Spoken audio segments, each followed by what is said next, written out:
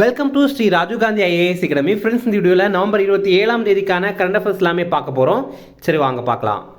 Friends, இந்த வீடியோட notes எல்லாமே கீழே பிடிஎஃப் டிஸ்கிரிப்ஷன் கொடுத்துருக்கோம். அது எல்லாமே கிளிக் பண்ணி டவுன்லோட் பண்ணிச்சிங்க. அப்புறம் நம்ம டெலிகிராம் குரூப் லிங்க்குமே கீழே டிஸ்கிரிப்ஷன் கொடுத்துருக்கோம். அதுலேயுமே கிளிக் பண்ணி ஜாயின் பண்ணிங்க. நம்மளுடைய டெலிகிராம் குரூப்பில் டெய்லியுமே கரண்ட் அஃபேர்ஸ் குவீசஸ் கண்டுபிடி வரும்.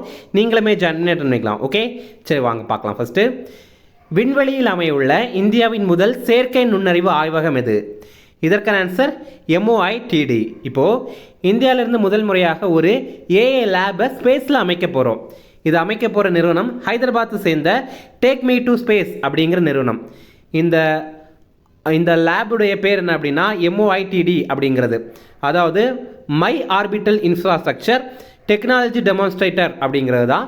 இதை நம்ம PSLV C60 அப்படிங்கிற ராக்கெட் மூலமாக விண்ணில் செலுத்த போகிறோம். அடுத்த மாதம், அதாவது டிசம்பர் 2024 நம்ம இதை விண்ணில் செலுத்த போகிறோம். அடுத்தது, மனிதனை மையமாக கொண்ட செயற்கை நுண்ணறிவு மையத்தை தொடங்கிய நிறுவனம் எது? இதற்கான ஆன்சர் IIT மெட்ராஸ். இப்போ பார்த்தீங்க அப்படின்னா IIT மெட்ராஸ் சாய் அப்படிங்கிற ஒரு மையத்தை அமைத்திருக்காங்க. இதோடைய விரிவாக்கம் centre for human centric artificial intelligence அப்படிங்கிறது தான். அதனால தான் இது பார்த்தீங்கன்னா சாய் மாதிரி வடிவமைத்திருக்காங்க. ஓகே, இதை தான் தமிழில் மனிதனை மையமாக கொண்ட செயற்கை நுண்ணறிவு மையம் அப்படின்னு சொல்கிறாங்க. இப்போது ஏஐ நிறைய ஃபீல்டில் வந்துச்சு. இதனால் மனிதர்களுடைய வேலை பறி போயிடும் அப்படிங்கிற ஒரு அபாயம் இருக்க தான் செய்யுது. ஆனாலுமே இந்த ஒரு மையம் பார்த்திங்கன்னா மனிதர்களுடைய திறமையை இன்னும் எப்படி வளர்க்கணும் அப்படிங்கிறதுக்காக உருவாக்கப்பட்ட ஒரு அமைப்பு தான் இது. இதில் பார்த்தீங்கன்னா IIT மெட்ராஸ் கீழே இருக்கிற பிரவர்த்தக் டெக்னாலஜிஸ் அப்படிங்கிற நிறுவனம் தான் இதை உருவாக்கியிருக்காங்க. இந்த மையம் தொழில்நுட்ப வளர்ச்சிக்கு முக்கியத்துவம் அளிக்கிற ஒரு மையமாக இருக்கும். இது தொழில்துறை 5.0 அப்படிங்கிற கொள்கைக்கு உதவுகிற வகையில் செயல்படும் அப்படின்னு சொல்லியிருக்காங்க. இண்டஸ்ட்ரி 5.0 அப்படிங்கிற ஒரு கொள்கை இது பார்த்திங்கன்னா 2023 வெளியான கொள்கை. அதாவது இந்தந்த விஷயங்கள்லாம் பண்ணால் இன்னுமே தொழில் மேம்படும் அப்படிங்கிறதுக்காக சில கொள்கைகள் வெளியிட்டிருப்பாங்க. அதுதான் இந்த கொள்கை. இப்போது இந்த மையம் பார்த்திங்க அப்படின்னா மனித ஆற்றலை பெருக்கிறதுக்காக பயன்படுத்தப்படும் அப்படின்னு சொல்லியிருக்காங்க. அடுத்தது, தற்போது காலமான சசிகாந்த் ரூயியா எந்த நிறுவனத்தின் இணை நிறுவனர்? இதற்கான ஆன்சர் SR.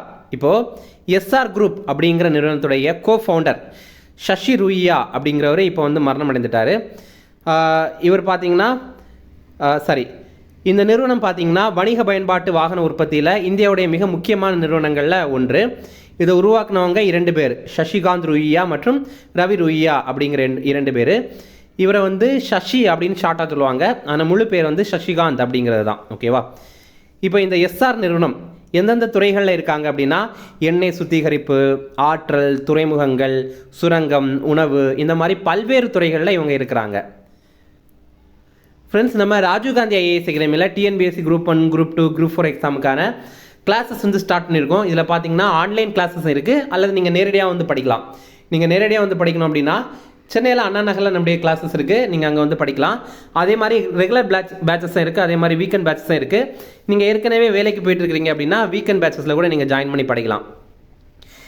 இது சம்மந்தமாக உங்களுக்கு ஏதாவது தகவல் தெரியணும் அப்படின்னா ஸ்க்ரீனில் தெரிகிற 2 நம்பருக்கு கால் பண்ணி பேசிக்கலாம். அடுத்தது, 12 ஆண்டுகளுக்கு ஒரு முறை நடைபெறும் மகா கும்பமேளா எங்கு நடைபெறும்? இதற்கான ஆன்சர் உத்தரப்பிரதேசம். உத்தரப்பிரதேசத்தில் மகா கும்பமேளம் நடைபெறும். இனிமேல் அது 2025 நடைபெற போகுது. இது 12 ஆண்டுகளுக்கு ஒரு முறை நடைபெறுறது தான். இது எங்கே நடைபெறுது அப்படின்னா உத்தரப்பிரதேசத்துடைய பிரயாக்ராஜ் அப்படிங்கிற பகுதியில் தான் நடைபெறுது. அலகாபாத் அப்படின்றதுல அதோடைய புது பெயர் தான் இந்த பிரயாக்ராஜ் அப்படிங்கிறது. இது 12 ஆண்டுகளுக்கு ஒரு முறை நடைபெறும்.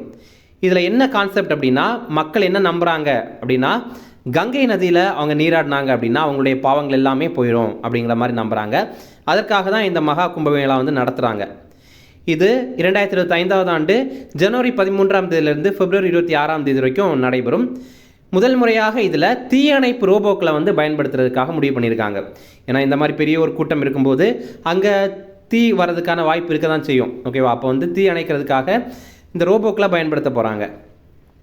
அடுத்தது, மத்திய உள்துறை அமைச்சர் தலைமையிலான உயர்நிலை குழுவில் பேரிடர் மேலாண்மைக்கு எவ்வளவு ரூபாய் வழங்கப்பட்டது? இதற்கான ஆன்சர் ரூபாய் 1115 கோடி. இப்போது மத்திய உள்துறை அமைச்சர் அமித்ஷா இருக்கார்ல, அவருடைய தலைமையில் ஒரு உயர்நிலை குழு அமைத்திருந்தாங்க.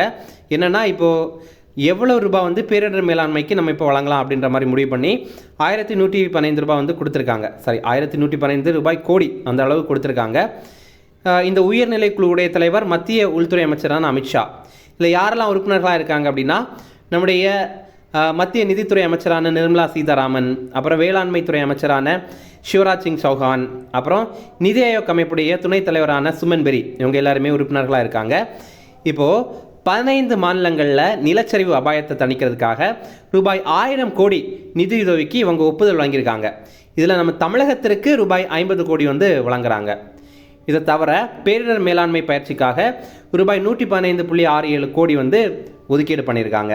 இது பயிற்சி வழங்குறதுக்காக, ஓகேவா? இப்போ என்டிஆர்எஃப் வீரர்கள்லாம் இருக்காங்கல்ல, அவங்களுக்கு பயிற்சி வழங்குவாங்கல்ல, அந்த மாதிரிப்பட்ட பயிற்சிக்காக. அடுத்தது மத்திய சுற்றுலாத்துறை அமைச்சர் யார்? இதற்கான ஆன்சர் கஜேந்திர சிங் ஷெகாவத். இப்போ பார்த்திங்க அப்படின்னா பிரசாத் அப்படிங்கிற ஒரு ஸ்கீம் பற்றி நம்ம பார்க்கலாம். இதோடைய விரிவாக்கம் pilgrimage rejuvenation and spiritual augmentation drive அப்படிங்கிறது. இது 2014-15 வந்து கொண்டு வந்திருந்தாங்க.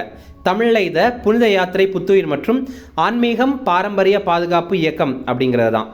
இப்போது இந்த திட்டத்துக்கு கீழே தமிழ்நாட்டில் 8 நவகிரக கோயில்கள் உட்பட இந்தியாவில் 21 இடங்கள் வந்து மேம்பாடு செய்யப்பட்டிருக்கு அப்படின்னு கஜேந்திர சிங் ஷெகாவத் அவர்கள் வந்து நாடாளுமன்றத்தில் தெரிவித்திருக்காரு. மத்திய சுற்றுலாத்துறை அமைச்சர் வந்து கஜேந்திர சிங் ஷெகாவத் அப்படிங்கிறவர்.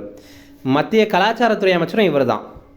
அடுத்தது பேன் அட்டை முதல் முறையாக இந்தியாவில் எப்போது வழங்கப்பட்டது? இதற்கான ஆன்சர் 1972.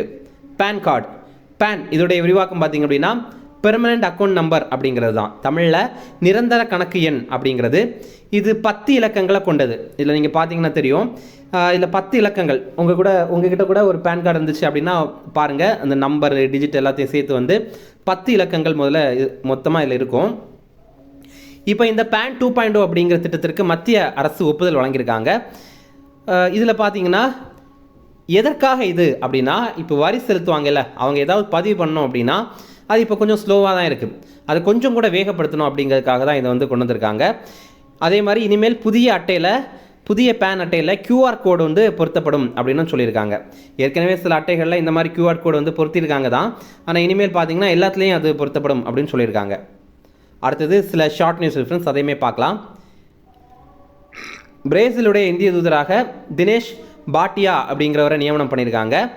அதே மாதிரி மாலத்தீவுக்கான இந்திய தூதராக ஜி பாலசுப்ரமணியன் அப்படிங்கிறவரை நியமனம் பண்ணியிருக்காங்க. ஓகே. அடுத்தது டைம்ஸ் ஹையர் எஜுகேஷன் அப்படிங்கிற அமைப்பு ஒரு ரிப்போர்ட்டை வெளியிட்டிருக்காங்க. அது என்ன அப்படின்னா இன்டர் டிசிப்ளினரி சயின்ஸ் ரேங்கிங் அப்படிங்கிறது. அதாவது இன்டர் டிசிப்ளினரி அப்படின்னா என்னென்னா, இப்போ 2 துறைகளை இணைத்து ஒரு துறை உருவாக்குவாங்கல்ல. இப்போ எக்ஸாம்பிள் பார்த்தீங்கன்னா பயாலஜி ப்ளஸ் மெடிசின், இந்த 2ஐயும் சேர்த்து பயோ மெடிசின் அப்படின்னு சொல்லுவாங்க. அப்புறம் பயாலஜி ப்ளஸ் ஃபிசிக்ஸ், இந்த 2ஐயும் சேர்த்து பயோ ஃபிசிக்ஸ் அப்படின்னு சொல்லுவாங்க. இந்த மாதிரி நிறைய, இப்போ எக்ஸாம்பிள் பார்த்தீங்கன்னா மெக்கானிக்கல் இன்ஜினியரிங் ப்ளஸ் எலக்ட்ரானிக்ஸ் சேர்த்து மெக்கட்ரானிக்ஸ் அப்படின்னு சொல்லுவாங்க.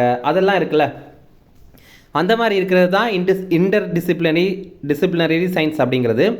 இது சிறப்பாக வழங்குகிற கல்லூரி, அப்புறம் பல்கலைக்கழகம், கல்வி நிறுவனங்கள் அப்படிங்கிற பட்டியலில் இந்தியாவில் முதலிடத்தில் இருக்கிறது அண்ணா பல்கலைக்கழகம். நம்ம தமிழ்நாட்டுடைய அண்ணா யூனிவர்சிட்டி தான். இது உலக அளவில் 42வது இடத்துல இருக்குது. இந்தியாவில் 2வது இடத்துல இருக்கிறது விஐடி யூனிவர்சிட்டி. இந்த ரிப்போர்ட் வந்து டைம்ஸ் ஹையர் எஜுகேஷன் அப்படின்னு பிரிட்டனை சேர்ந்த ஒரு இதழ் வந்து வெளியிட்டிருக்காங்க. அவ்வளோதான் ஃப்ரெண்ட்ஸ். இனி ரிவிஷன் பார்க்கலாம். விண்வெளியில் அமையுள்ள இந்தியாவின் முதல் செயற்கை நுண்ணறிவு ஆய்வகம் எது? இதற்கான ஆன்சர் MOITD.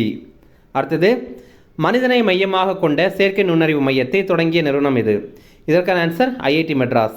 அடுத்தது தற்போது காலமான சசிகாந்த் ரூயியா எந்த நிறுவனத்தின் இணை நிறுவனர்? இதற்கான ஆன்சர் SR. அடுத்தது 12 ஆண்டுகளுக்கு ஒரு முறை நடைபெறும் மகா கும்பமேளா எங்கு நடைபெறும்? இதற்கான ஆன்சர் உத்தரப்பிரதேசம். அடுத்தது மத்திய உள்துறை அமைச்சர் தலைமையிலான உயர்நிலை குழுவில் பேரிடர் மேலாண்மைக்கு எவ்வளவு ரூபாய் வழங்கப்பட்டது? இதற்கான ஆன்சர் 1115 கோடி ரூபாய். ஃப்ரெண்ட்ஸ், இதில் பார்த்தீங்கன்னா இப்போ நாளான்னைக்கெல்லாம் வந்து பெங்கால் புயல் நம்ம தமிழ்நாட்டில் பல்வேறு பகுதிகளை தாக்கும் அப்படின்ற மாதிரி எதிர்பார்க்குறாங்க. மெயினாக பார்த்திங்க அப்படின்னா நாளையை விட நாளான்னைக்கு வந்து ரொம்ப அதிகமான பாதிப்பு இருக்கும் அப்படிங்கிறாங்க. மெயினாக வந்து சென்னை, அப்புறம் அதை சுற்றி இருக்கிற பகுதிகள் வந்து மிகுந்த தாக்குதலுக்கு உள்ளாகும், அங்கே அதிகமாக மழை பெய்யும், அப்புறம் புயல் வந்து ரொம்ப அதிகமாக வரும் அப்படின்ற மாதிரி சொல்கிறாங்க. அதனால் நீங்கள் வந்து ரொம்பவே பத்திரமா இருங்க. நீங்கள் தமிழ்நாட்டில் எந்த பகுதியில் இருந்தீங்க அப்படின்னாலும் ரொம்ப பத்திரமா இருங்க. அப்புறம் பார்த்திங்கன்னா உங்களுக்கு தேவையான பொருட்கள் வந்து ஒரு 2 நாட்களுக்கு வாங்கி வச்சுங்க. ஓகே, 2-3 நாட்களுக்கு சேர்த்து வாங்கி வைங்க. ஓகே. அடுத்தது மத்திய சுற்றுலா மற்றும் கலாச்சாரத்துறை அமைச்சர் யார்? இதற்கான ஆன்சர் கஜேந்திர சிங் ஷெகாவத். அடுத்தது பேன் அட்டை முதல் முறையாக இந்தியாவில் எப்போது வழங்கப்பட்டது? இதற்கான ஆன்சர் 1972. அவ்வளோதான் ஃப்ரெண்ட்ஸ். இந்த வீடியோ பிடிச்சிருந்தா கண்டிப்பாக லைக் பண்ணுங்கள். நம்மளுடைய சேனலுக்கு சப்ஸ்கிரைப் பண்ணி வச்சுங்க. உங்களுடைய நண்பர்களுமே ஷேர் பண்ணுங்கள். கண்டிப்பாக இது அவங்களுக்கும் பயனுள்ளதாக இருக்கும். Okay, thank you. Chennai Sri Rajiv Gandhi IAS அகாடமியில UPSC, TNPSC Group 1, Group 2 மற்றும் TNPSC civil judge, APP exam உட்பட police sub inspector, field surveyor, land draftsman ஆகிய பணிகளுக்கான சிறப்பு கோச்சிங்ல ஜாயின் பண்ணுங்க. 100% பாஸ் பண்ணுங்க, அரசு அதிகாரி ஆயிடுங்க.